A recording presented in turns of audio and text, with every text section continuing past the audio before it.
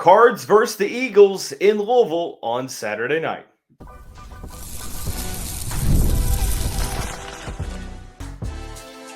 You are Locked On Louisville, your daily podcast on the Louisville Cardinals. Part of the Locked On Podcast Network, your team every day. What's going on, everyone? Welcome into this special crossover episode between Locked On Louisville. I'm Dalton Pence and AJ Black, host of Locked On Boston College. We have all of the good things pertaining to this upcoming matchup between the Louisville Cardinals and the Boston College Eagles. Those two teams will square off on Saturday night at 7:30 at L&N Cardinal Stadium. We will identify main storylines, discuss keys to victory, and then deliver final predictions at the end of the show. AJ, first off, how's it going, man? It's been about a calendar year since we've collabed. Yeah, it was the last time we talked was on the heels of a right before an actual BC collapse when BC had a 21-0 lead over to Louisville and fell apart. Personally, things have been great. Otherwise, things have been it's been pretty chaotic here in Chestnut Hill as BC has been playing very poorly and things have been pretty bleak. It seems like that's definitely been the case, and we're going to get into this rough free fall for Boston College and hoping that Louisville can reverse this historical curse it seems that they've found themselves a part of over the past 2 years under Jeff Brom. But first, today's episode of the show is brought to you by FanDuel. Right now, you can bet $300. I'm sorry, you can bet $5 and get $300 in bonus bets if you win. That's right, pick a bet, put down $5, and if it hits, you'll unlock $300 in bonus bets to use across the app. But AJ, thank you for being patient with me. My Wi-Fi is not being reliable, and I'm hoping that on Saturday night, the Louisville Cardinals can prove to be reliable in a matchup where last year, talking about a complete roller coaster, right? I mean, Boston College opens up this huge lead, and I'll be honest, I'm close to turning the game off. And then I'm like, you know what? We're going to give it one more possession. That's when Louisville starts this comeback. But Boston College this season, they open up with one win and then 6 straight losses, most of those being by double digits. And I read the article from Jody Demling where he interviewed you, and you said it was for a myriad of reasons, right? What can you kind of highlight as the main culprits as to why Boston College has struggled thus far? Yeah. I mean, there's a lot of things going on with BC right now, but the biggest issue that they have that's really put them behind the 8 ball is the defense. You hate making excuses, and this coaching staff will not make excuses. They'll continue to say that they need to have the next guy up. But if you look at the depth chart from the Fordham game to now in terms of who's here and who's hurt, it's insane how many guys BC has out right now. They're 2 starting cornerbacks. They're starting defense. 3 of their 4 starting defensive tackles. One of their starting edge rushers. They're starting linebacker. 4 to 5 depth guys. Like, they're down to their 5th string defensive tackle. They're down to their 4th string cornerback as a starter and their 5th string as a starter. They have nobody. And as I said on my podcast the other day, obviously you don't want to make excuses. Injuries are huge. Like, you got freshmen out there, and you'll see this on Saturday. Like, they're trying to do different things with these guys, and that's a big issue. They have absolutely no pass rush at all. Donovan Nazaraku last year had 16.5 sacks, led the country. Clearly, he was a big factor in that defense. He's gone. They've been plugging in all these other guys, but really, and the biggest issue here that has caused a lot of this. You look at what Louisville did with their transfer portal class. They brought in, obviously Miller Moss. You have a lot of other talented guys. You've got, Clef Lubin on defense. A lot of good talent there. I honestly would believe, if you were to ask me, BC brought in 17 transfers last year. 0 of them have been impact players. 0. Dylan Lonergan, you could say, but he's been benched. The biggest impact player BC has that came from the transfer portal is their punter. That's the biggest guy that they have. They brought in all these FCS players that aren't really doing much, and they were asked to be depth players, and all of that is why BC isn't getting anywhere. Because if you had the guys that back them up, hey, maybe one of those guys would develop and you'd be okay, but they have nothing. And that's why they're 1-6. Yeah, I mean, when I looked underneath the surface, I mean, of course the team hasn't been good, but I'm like, why is this? And I'm like, it can't just be injuries. And that makes sense when you state it like that. And I didn't know that. I mean, it seems like the hit rate just has not been there whatsoever with It's incoming awful. transfers. I think for Louisville, it's, like I said, it's two ships passing each other in the night. Yep. Louisville is coming off of that victory over Miami to where they have everything to play for, but they're also trying to reverse this, albeit short, but historical curse where they've opened up with a statement victory halfway through the season. And immediately after that, they lose to a team that they have no business losing to. And this year, what do you know? You get the victory against Miami, and now you're playing a Boston College team that you're favored to beat by over 3 touchdowns. Now, I do think for in this weird vibes type way that a rare in-conference night game might help Louisville in terms of focusing. But I would imagine that all Cardinal fans are kind of looking around thinking, you know what, you should beat Boston College, but shoulda, coulda, woulda. And the past 2 years, I mean, 2023, you beat Notre Dame and lose to Pittsburgh. That shouldn't have happened. 2024, you beat Clemson, lose to Stanford. That shouldn't happen. So for Louisville, I think the main storyline here is capturing that momentum and continuing to ride that wave and not allowing it to come to a screeching halt at this point. But I'm curious because as Boston College, a program that over the past 15 years, it seems like they hover around that 5 to 7 win average. This year at 1-6, they're tied for last in the ACC at 0-4. I mean, they still have the meat of their schedule left to go. Their final 5 games: Louisville, Notre Dame, SMU, Georgia Tech, Syracuse. Like, AJ, I don't want to be that guy, but I'm like, what are you looking for here that will give you any type of you're already shaking your head, but like, I guess, how do you gain any type of encouragement? I mean, do you have to pull off some upsets to have some good vibes going into the offseason, or what's sort of the measuring stick here? I've watched a lot of bad football over the last month and a half. I don't know what this team could do. Like, I mean, the defense, stop rate is the amount of drives that defense causes that either ends in a turnover, a downs, or a punt. BC is 134th out of 136. And if you look above them, like the top 10 above them, half to 60% of those teams have fired their head coaches, and the last 2 are just garbage. I don't know how BC is going to improve anything on the season. And even Bill O'Brien said it himself. They asked him about it earlier this week, and he said, if I knew what the fix was, I would have it. Is it soul searching? Like, is it like you just dig deep and maybe try different personnel, or I mean, he's tried so many different things, right? So they started the season off. The big issue, and you'll see it when you play against Louisville. Louisville's the big piece they're going to be able to take advantage of, as I said earlier, they have no pass rush at all. So they can't put any pressure with just their BC starting 4. They have to put blitzes, and they blitz like crazy those first couple games. Well, that wasn't getting home, and you were getting issues where guys were wide open. That's how they lost the Cal game. Coverage busts and things that, where guys were trying to, hold on in single coverage, and then the back end gets killed. They stopped doing that, and now they're going towards zone coverage with young players who are getting confused and still learning and trying to figure out because they're playing 3 to 4 true freshmen out there now. Yeah.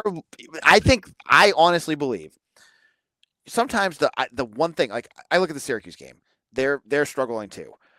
Maybe you get your secondary to start figuring some of the stuff out. That game is where things come together, because I have no idea how BC stays in any of these other games that they're playing in, whether it's against Haynes King or Kevin Jennings, Jeremiah Love. I have no idea how they're going to slow any of those teams down. It's a tough stretch for a team that's just desperately trying to muster up momentum going into the offseason. Because you look at those first couple games too, BC, they're I know we mentioned that there was a few that they got blown out at. They're only like a few plays away from being like 4-3. Like they should have, They could have beaten MSU. Turbo Richards fumbled the ball at the 1 yard line in 2 straight games. And Stanford, the same thing. Like Yeah. they had the ball at the 5-yard line with like 1 minute left, and Dylan Lonergan threw an interception in the end zone. Like, that's the kind of bad luck the season started with, and now the wheels have completely fallen off, where they're just getting blown out all the time now. Let's take a look at this matchup a little bit further. I think that there's one battle between the Cardinals and the Eagles that will determine, if this game gets lopsided, if Boston College could potentially do the unthinkable. We'll tell you what that is and continue the talk right here on this Locked On crossover episode between the Locked On Louisville and the Locked On Boston College. One of today's sponsors is Quo. One of the tools that helps make a huge difference for business owners is Quo, formerly Open Phone. It's the same great business phone system you've heard me talk about before, just with a new name. And here's why it matters. Every missed call is money left on the table. When every customer conversation counts, you need a phone system that keeps you connected 24/7. Quo is the #1 business phone system that streamlines customer communications. It works right through an app on your phone or computer, so no more carrying 2 phones or relying on a landline. Whether you're a solo operator juggling everything or part of a larger team, Quo makes it easy to stay responsive and professional. See why over 90,000 businesses trust Quo, formerly Open Phone. Get started for free and get 20% off your first 6 months at quo.com/lockedoncollege. That's QUO.com/lockedoncollege. You can even keep your existing number for free. Quo, no missed calls, no missed customers. And while I have you, let's tell you about the title sponsor of the show, FanDuel. Look, at this point in the season, Louisville hasn't been good against the spread, and it's really no issue of FanDuel's. It's the fact that consistency has been an issue for the Cardinals, but Louisville did cover the spread against Miami and then some. They ended up pulling off the victory. But if you're new to FanDuel, new customers can bet just $5 and get $300 in bonus bets if you win. That's right. Pick a bet, put down $5, and if it hits, you'll unlock $300 in bonus bets to use across the app. What are you waiting for? Visit FanDuel.com to download the FanDuel app today to get started.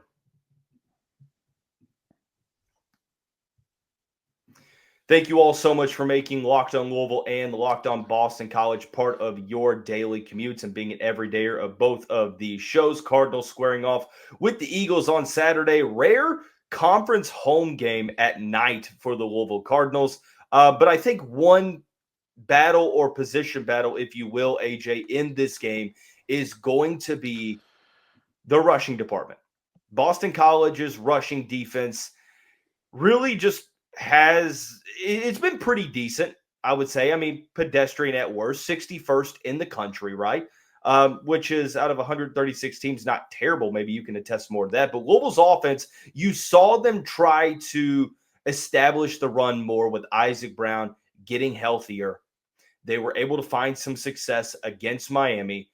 And I believe that Louisville is going to do their best to control the tempo in this game, and that's going to be giving the ball to Isaac Brown. We'll see if Duke Watson plays in this game. That injury report will come out later tonight, and then Keywan Brown as well. So I think that that's going to be one of those tone-setting battles that we see, that chess match where Louisville's going to do everything they can to get that rushing attack established early on. Yeah, I mean, for BC, they have really – that's probably been one of their stronger suits, has been their run defense. They haven't really been attacked that hard.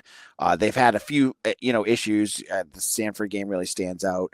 And then they had a couple tough moments against Cal. But the reason why is that most offenses are just going to go through the air. So I honestly, if I were Louisville, I think the way I see this game playing out is that this is a game where Miller Moss is going to be able to do some, really a get right game for him where say get right, but like a game where he really explodes because he's gonna be able to move the ball efficiently.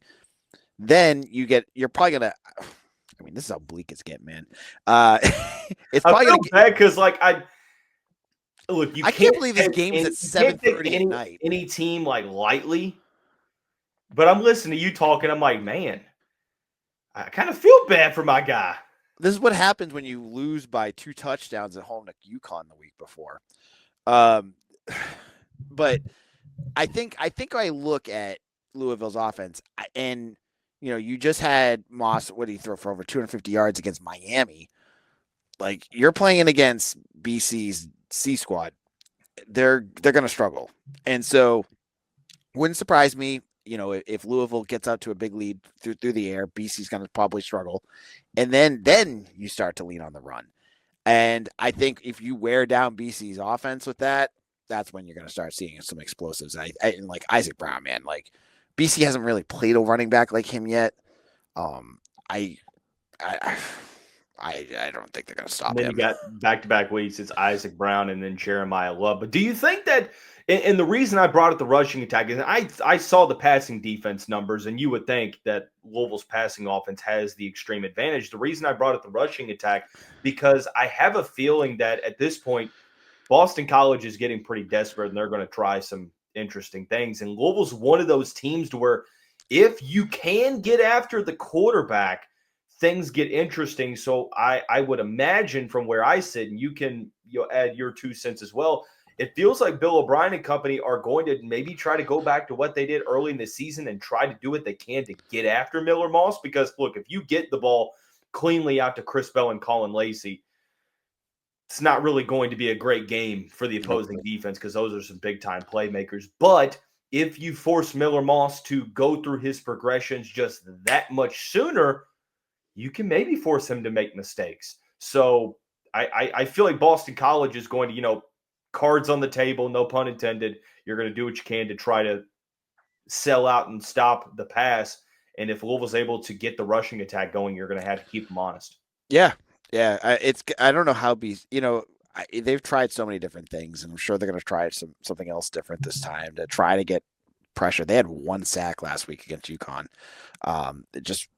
They're just not getting pressure, and they're not able to do it. And we talk about injuries. Their best edge rusher, Quintavious Hutchins, who had like 6.5 sacks last year. Mm-hmm. He's playing with a club on his hand because he had some sort of hand injury.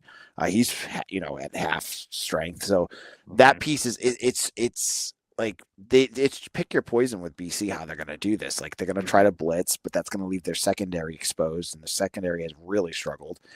And I don't know. When we get to predictions, you'll hear how dire I think it will be. I want to ask you this before we get into the next segment. Of course, Dylan Lonergan gets benched. Yep. And you end up going with Grayson James at quarterback. And Grayson spent 3 seasons with FIU before going to BC last year. And he actually played more than I had remembered. Yep. I believe, what was that when Castellanos he got benched the week after he imploded against Louisville. He imploded against Syracuse, and they benched him, and then he quit. So then James won. James, to his credit, like that month of November, he came back and beat Syracuse. He beat UNC and he beat Pitt.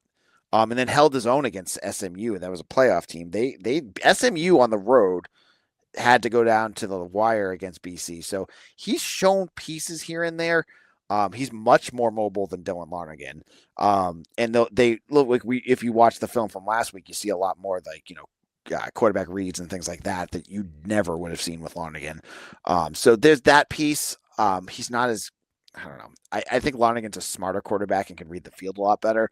But it's a different style, and I think he can move the ball a little bit more right now because Lonergan just got shattered. The Syracuse and Pitt. I mean, the Pitt and Clemson game just really kind of just destroyed him. So, yeah, I mean, it also, and this is the truth with Miller Moss to an extent, when you struggle at times to run the football and your offense is so one-dimensional to where the quarterback has to feel like he needs to be a superhero, it can almost be counterproductive from a mental standpoint. So, I mean, do you think that at this point, moving forward, is Grayson James, is he the better option overall than Dylan? Or is it one of those things where it's like, hey, man, you just got to try something and see what sticks? I mean, I think it's tough because Lonergan's a younger quarterback. You got him for 2 more years, technically, right? So you're going to you have Notre Dame next week. I don't know. I don't think anyone's going to gain anything by throwing Dylan Lonergan out there. He's going to get killed. So have James get out there and take the lumps.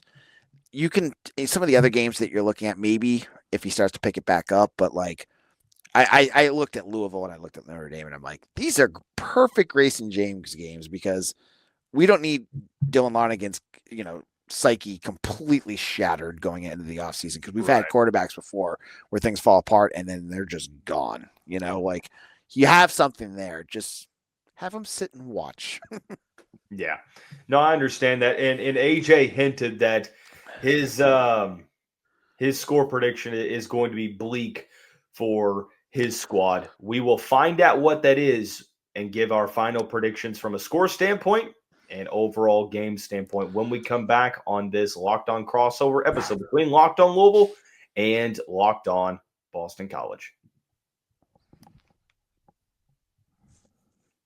Also want to take this time to tell you about our friends over at Mazda. Listen, Mazda crafts cars for those who do more than simply move. It delivers confidence from footwork to breathwork. Athletes sweat all the details. And Mazda, they bring that same attention in the way that they craft every model. You can make everyday drives feel like anything but, from smooth handling to intuitive controls. With all-wheel drive standard in every crossover SUV, you can drive with confidence through almost any season. Like our players, we sweat every detail because when you make every move count, impossible becomes irrelevant. Mazda, move and be moved. Let's go ahead and take things home, AJ, with this game. Louisville kind of going back and forth. They opened up as a 23.5-point favorite. I've seen them as high as 25.5 on the title sponsor of the show, FanDuel. We'll keep the final scores to the side for the moment. I want to know your overall thoughts on this game. What scares you the most about this matchup? And how do you kind of see this going from a flow perspective? I think that Louisville clearly has a gigantic talent gap here. Like the gap between Louisville and BC is just huge. I just look at the skill players, your defense, like it's at such a high level that BC is not there yet. And the way that BC has struggled, you watch the body language, you feel it. It just doesn't feel like BC has much left in the tank. Like they're just getting shattered out there. And I think that's the big piece to me is that it's a road game. Bill O'Brien has won one road game since he's been the head coach at BC, and it was the season opener last year. He's lost every other one. I just look at this and I say, night game, Louisville's off. I know that there's the letdown aspect of this, but I don't know. I don't see them as the Stanford from last year. There's just too many issues going on with Boston College right now to see that BC actually hangs in there with them. They have not quit. They have not quit at all. The players are out there busting their butts. I don't want them to think that I think they're quitting because they're definitely not. It's just a tough go. I mean, it's just been a tough season where injuries have combined with, maybe it's not gelling. Maybe it's, I mean, there's like you said, a plethora of different reasons, but it's not an indication that players are quitting anything like that. And I think that it's important that you do bring that up. And I like that you did. Yep. But, go ahead. No, go ahead. I'm done. Go. No, you're good. I think for the Louisville Cardinals, I agree with you. I think that you have to keep the letdown aspect in mind because you can never look over any opponent because that's when things get tricky. But this team feels different in the way of how resilient they are. Even though consistency has been an issue, this team has played its best football predominantly in the fourth quarter. And maybe that doesn't pertain to this game so much, but I look at, we hear about all the time. Well, is a team going to quit when they hit adversity because you got so many different guys that haven't been together for a long time? Are they going to quit because maybe they don't have the bond like teams did in the past? And I think that this team is just very tight-knit. It is a close team. It is one that, they play for each other. And I think that that's going to bode well moving forward from this Miami game, as I think they understand, hey, look, we got a lot to play for. We got a Boston College team that we can take care of. We're going to go into this game, like I said, weird vibes with a rare conference night game, and I think that that's going to help I'll start us off with the score prediction. I think that this is the first Power 4 game in which Louisville gets a blowout in. I'm not sure if they cover the spread. The spread, I despise large spreads like that because they're so dangerous, because backdoor covers are definitely a thing. But I think that this is one that Louisville puts up points, and they also end up, playing pretty good defense. So I'm going to go. I'm going to go Louisville 42, Boston College 14. Oh wow, we're pretty close. Yeah. Before I get into my score prediction, I also want to go on a diatribe and say, why is this game at 7:30 at night? This feels like the most noon game ever. It should be 7:30. Look, I'm a dad. I get kids that are gonna wake up at 6 o'clock in the morning, and I got to stay up and watch this, and then do a postcast afterwards. It's brutal, and I know Notre Dame's going to be a night game too. I'm like, come on, just let me get my Saturdays back at least. Well, anyways, BC on the road, obviously, as I said before, has struggled. The defense is completely falling apart at the seams. The offense, there's been pieces. Reed Harris has played well. Lewis Bond has played pretty well. Turbo Richard probably won't play. I don't know what injury he had, but he missed most of the UConn game, so there's your leading rusher gone. Bill O'Brien is trying. He's redealing the cards as much as he can to try to figure things out. It's too late in the season at this point. I love that he tried Grayson James, at least trying something different. He's put in different offensive linemen. He's put in different defensive linemen. But I look at what Louisville has, and this just strikes me as some of the games BC got blown out with in the last couple of weeks. I think that Miller Moss is probably going to throw close to like 75-80% of his passes complete. I don't see BC getting any turnovers because they just don't seem to do that. And I have BC getting blown out 45-10. It's crazy. When you said, I heard the 7 number, I'm like, surely he's not saying 7 touchdowns, because that's where I thought you were going. I'm like, wow, talking about bleak. My film guy has, he does my Friday show with me. I'm not going to give it away because our listeners are thinking he has the blowout way bigger than what I have. Really? So yeah, way bigger. You listen on Friday. Yeah, I mean, I think that it's in there for Louisville to be able to pull that off. The thing is, they have to, I won't say replicate, but they've got to continue to show that consistency on offense, because, I mean, the issue has been the Cardinals have had some really high highs, but their low lows have been like maddening, inexcusable lows that just make you just want to pull your hair out, and it's extremely frustrating. But this matchup, 7:30 at Cardinal Stadium on Saturday night. Both shows will have one more episode. I don't know for Locked On Boston College, but there will be one more for Locked On Louisville through the week. That is going to wrap up this Locked On crossover. Dalton, Pence, AJ Black previewing this matchup in its entirety. Thank you all so much for tuning in and making Locked On Louisville and Locked On Boston College part of your daily program. We'll see you back here very soon. Go ACC.